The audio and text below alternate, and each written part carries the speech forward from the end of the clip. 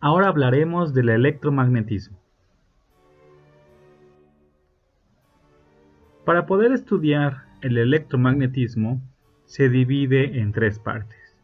La parte eléctrica, la parte de la electricidad, la parte del magnetismo y luego la parte conjunta de electromagnetismo. La parte de electricidad se divide en electroestática y en electrodinámica. Electroestática hablamos de electricidad sin movimiento, o sea, cargas, y la electrodinámica se refiere a corriente eléctrica. Generalmente se estudia a partir de circuitos. Hablaremos un poco de electroestática.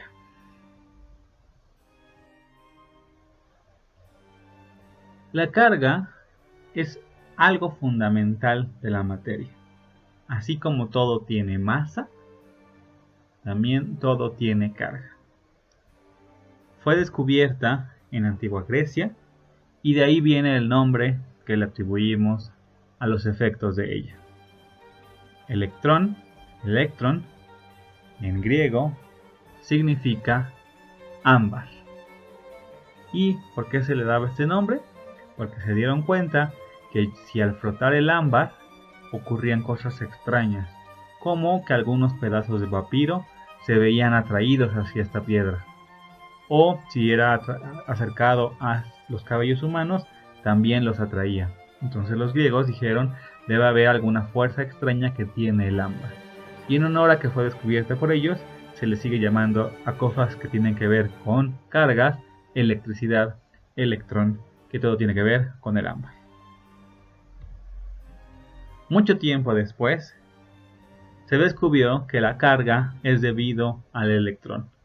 El electrón es quien tiene la carga en la materia. Es la partícula más pequeña que se conoce que posee carga. Y su carga también es la más pequeña de todas. No existe carga más pequeña que la del electrón y todas van en múltiplos del mismo. La carga se mide en coulombs. ¿Por qué en coulombs?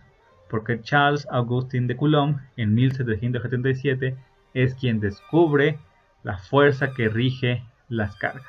Él estuvo haciendo experimentos y encontró la fuerza que ayudan a determinar todo lo relacionado con las cargas. En honor a él se le atribuye a la carga su unidad de Coulomb. Sin embargo, no es una unidad fundamental. Aun cuando la carga es algo fundamental de la materia, el Coulomb no lo es. ¿Por qué? Porque cuando se hicieron las primeras unidades y medidas, fueron hechas en Francia y no confiaban mucho en la parte inglesa. Coulomb era inglés y en cambio Ampère, que es una medida que tiene que ver con cargas pero en movimiento, fue el que ganó para tener su unidad en el sistema básico. Entonces, Coulomb debería haberlo sido, pero por cuestiones políticas se le quedó a Ampère y por historia así ha quedado y así se maneja.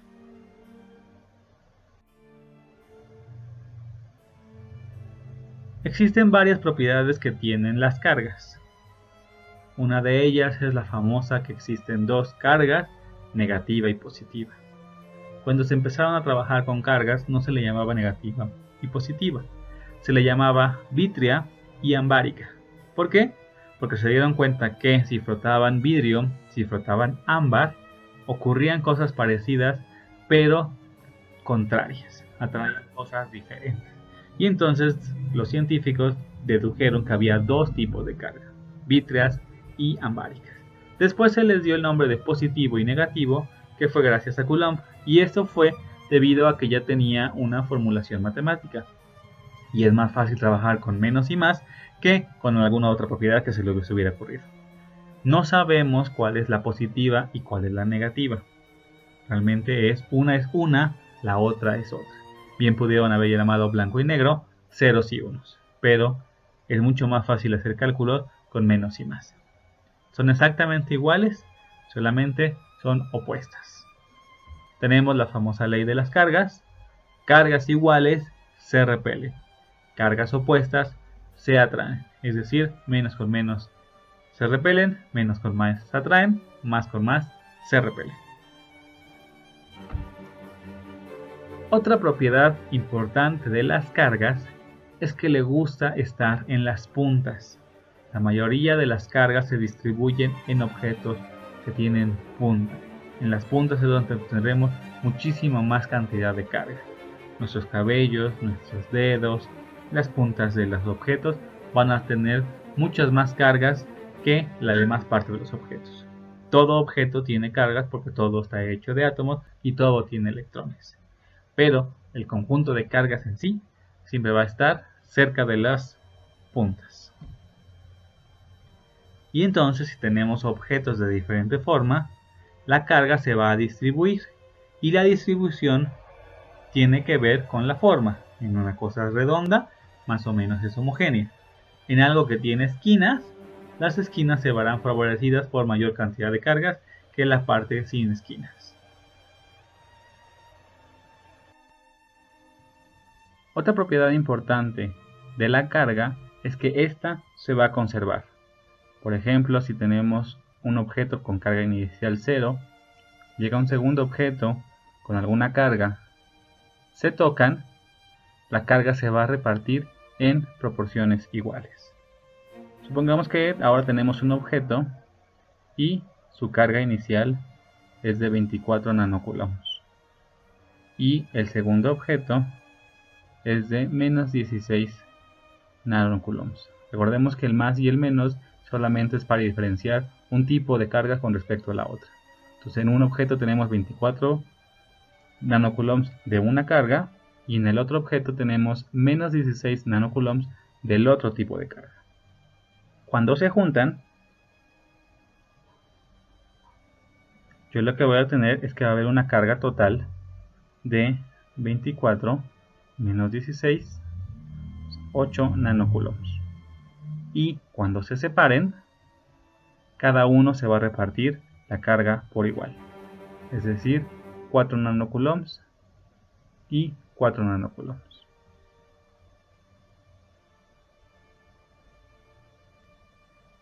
Si tenemos ahora una carga inicial de 12 nanocoulombs y el otro objeto una carga inicial de 8 nanocoulombs, cuando se junten vamos a obtener una carga total de 20 nanocoulombs. Y cuando se separen, cada uno se va a ir con 10 nanocoulombs. La carga siempre se reparte de manera equidistante y siempre se va a conservar.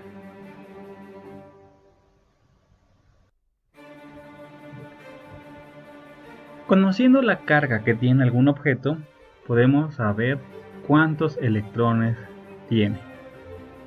Supongamos que tenemos un objeto con 1.4 microcoulombs de carga. Entonces, queremos saber cuántos electrones la forman. Entonces podemos despejar y si hacemos las cuentas, recordemos que micro es por 10 a la menos 6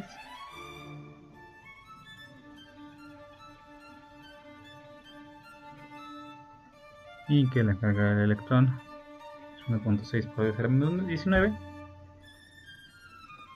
y tenemos que el objeto con menos 1.4 microcoulombs tiene 8.7 por 10 a la 12 electrones. Es una cantidad muy grande. De hecho, el coulomb es una cantidad muy grande. Generalmente se usan microcoulombs, nanocoulombs. Es raro encontrar cosas que tengan coulombs completos de carga.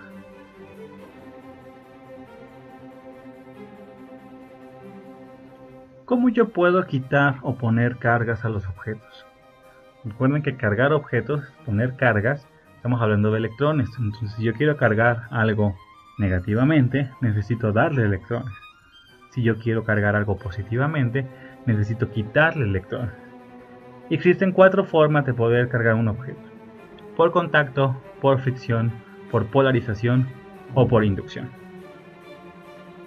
Por contacto es la forma más sencilla, Yo tengo un objeto ya cargado y toco un objeto que no tiene carga. Y como vimos, la carga se va a repartir. Entonces, este es el método más fácil de cargar un objeto y ustedes lo han sentido. Cuando alguien les da un toque, es que la otra persona tenía o mucha carga o ustedes tenían muy poca carga. Y entonces, cuando se tocan, es la repartición de las cargas, ese pequeño descarga eléctrica que sienten en las manos.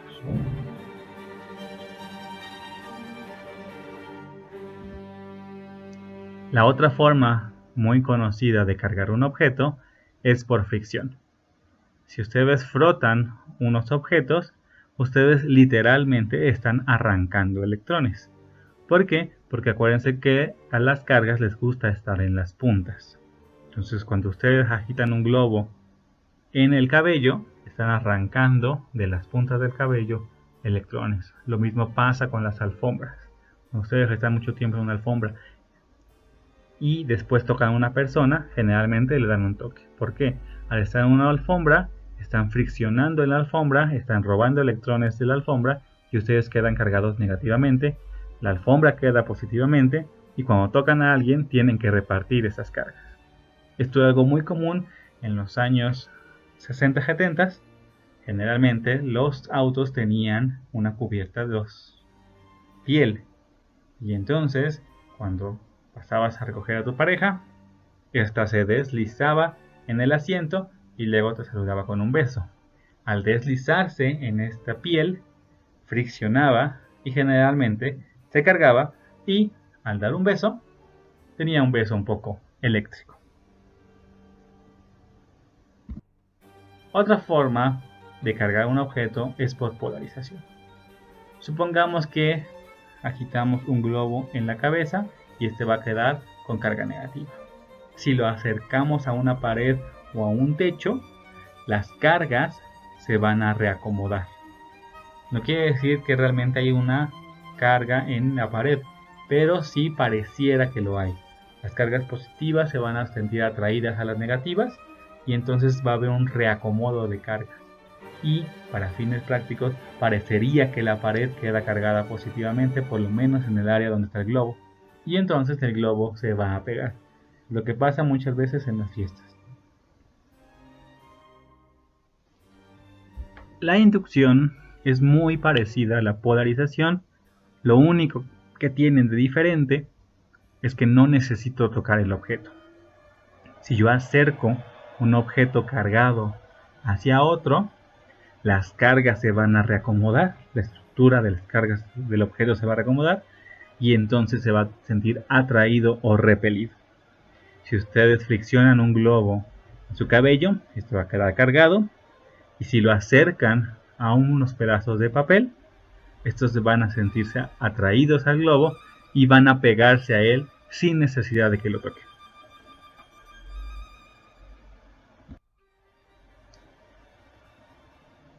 Un famoso experimento es el generador de Van de Graaff. ¿En qué consiste el generador de Van de Graaff? Es una serie de poleas. Lo importante es que es una banda de piel que va girando y que fricciona en un cepillo. Al friccionar en un cepillo, esta banda queda cargada. Al quedar cargada, lo va a transmitir a una esfera de metal. Si yo toco esa esfera de metal, las cargas se van a repartir en todo mi cuerpo. Y recuerden que las cargas les gustan las puntas y entonces van a quedar en las puntas del cabello. Pero también recuerden que hay una ley que dice que cargas iguales se repelen. Entonces, dos puntas de cabello que tienen la misma carga se van a repeler y por eso nuestro cabello no simplemente se levanta, sino que forma un abanico, porque todas las cargas se están repeliendo, quieren estar alejadas unas de otras. Algo también importante de las cargas es que pueden provocar rayos. Las nubes de tormenta se forman al friccionar dos nubes. Y entonces si yo fricciono dos cosas, una va a quedar cargada y la otra va a quedar descargada. Y si la fuerza, la cantidad de cargas es suficientemente alta, van a querer saltar de un lado a otro para volver a estar en equilibrio y entonces yo tengo un rayo. Las cargas en las nubes pueden ser de diferentes formas y dependiendo de diferentes alturas. Y por eso puedo tener diferentes tipos de rayo. Puedo tener rayos que vayan de la nube hacia el piso. Puedo tener rayos que vayan de nube a nube. Puedo tener rayos que vayan de nube al aire. O puedo tener casos muy extraños que sí llegan a pasar donde del suelo sale el rayo. ¿De qué depende de dónde sale el rayo? La que tenga más cantidad de cargas. Como ya no puede tener tanta carga encima, lo que va a decir es soltarla. Y entonces viene la utilidad de los pararrayos. Los pararrayos tienen como función principal no la de atrapar un rayo. Su función principal es mucho más importante. Si yo tengo nubes que están friccionándose entre ellas, estas se van a cargar. Supongamos que positivamente esta nube. Por inducción o por fricción, el piso también se va a cargar.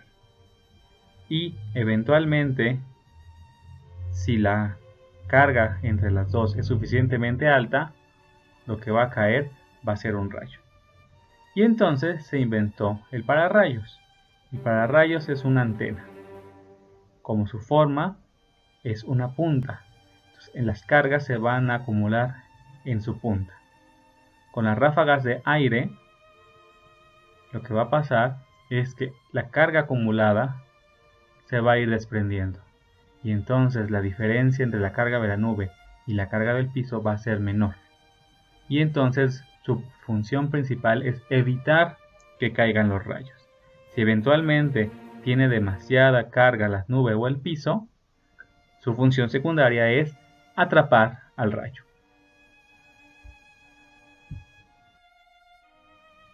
La carga y descarga de objetos es mucho más común de lo que tenemos pensado.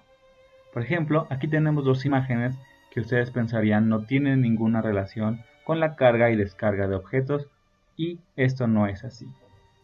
Si se han fijado, muchos objetos, muchos camiones tienen una cadena, un lazo, un algo que va colgando y que toca la carrocería y el piso, conecta la carrocería con el piso. ¿Por qué es esto?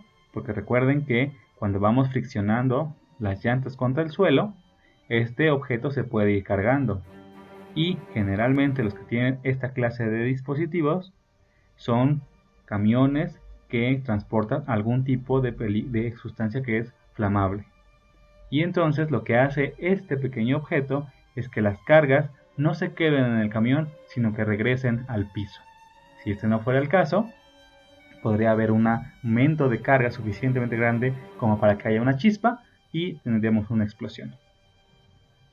Otro objeto que tampoco lo han notado es que en las casetas, casi al llegar a la caseta de cobro, hay una placa de metal. ¿Por qué es esto? Porque los automóviles que llevan un rato en la carretera, obviamente van cargados. Pero, al llegar a esta placa de metal, se descarga. Si no fuera el caso, imaginen al pobre que está cobrando cuántos toques recibiría por día. Sería un poco desagradable ese trabajo. Entonces las cargas son mucho más comunes de lo que tenemos pensado.